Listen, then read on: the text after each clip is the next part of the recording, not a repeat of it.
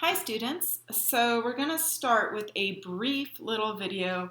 I will call it Coordinate Plane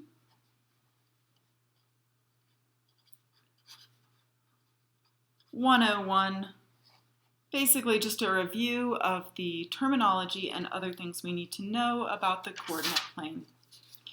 So let's take a look.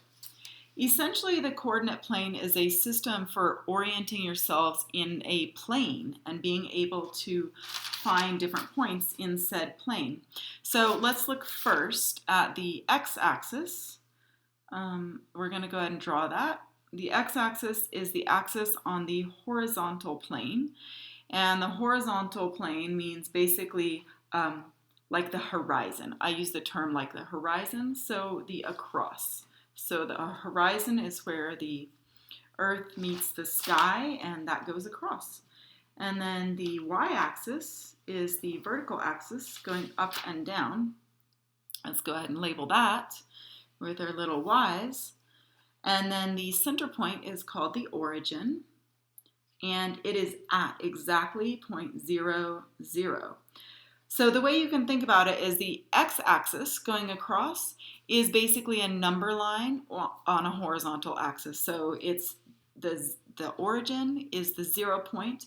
Everything to the right of the origin is a positive number. Everything to the left of the origin is a negative number. So essentially it's a number line with the 0 in the middle. The y-axis is similarly a number line, but it's going up and down, kind of like if you imagine a thermometer measuring temperature. So up are positive numbers, down are negative numbers. Every point on this plane has coordinates, and the coordinates are always x value, then y value. So I like to think over, then up, or down, whichever way you're going, but you always want to orient by first going over and then up. The origin, of course, is at 0 on the x-axis and 0 on the y-axis. That is basically a quick review. The quadrants of the coordinate plane are referred to as quadrant 1, and every point in quadrant 1 has a positive x value and a positive y value. Let's just look at a couple of examples. If I have, for example, a point right here, let's just take a random one. We'll call it point A. That point is at 1, 2, 3, 4 on the x, and 1, 2, 3, 4, 5 on the y. So that is 0.4, 5. Positive 4, positive 5. Every other point on the first quadrant will also be a positive, positive. Moving counterclockwise, the next quadrant is quadrant 2, and every single point in quadrant 2 will have a negative value in the x place and a positive value in the y.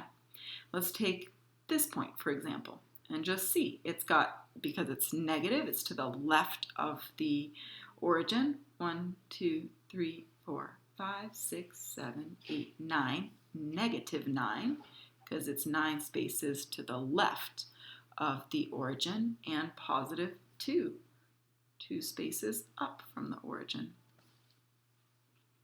The next quadrant is quadrant 3. And quadrant 3 is nice and easy because we know it's to the left of the origin, so it's negative x, and it's down from the origin, so it's negative y. So every single point in quadrant 3 is going to be negative, negative. Negative x, negative y.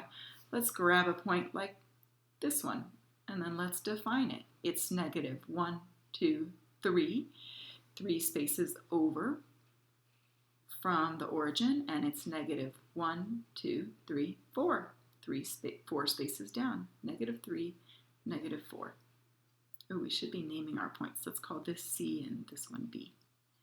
And finally, quadrant 4, Roman numerals IV, is going to have a positive x value and a negative y value. All the points in this quadrant they are to the right of the x to the right of the origin on the x value, and they're down from the origin on the y value. So let's just grab a point and see where it's at. 1, 2, 3, 4, 5, 6, 7. 7 on the x, and 2 down, negative 2y.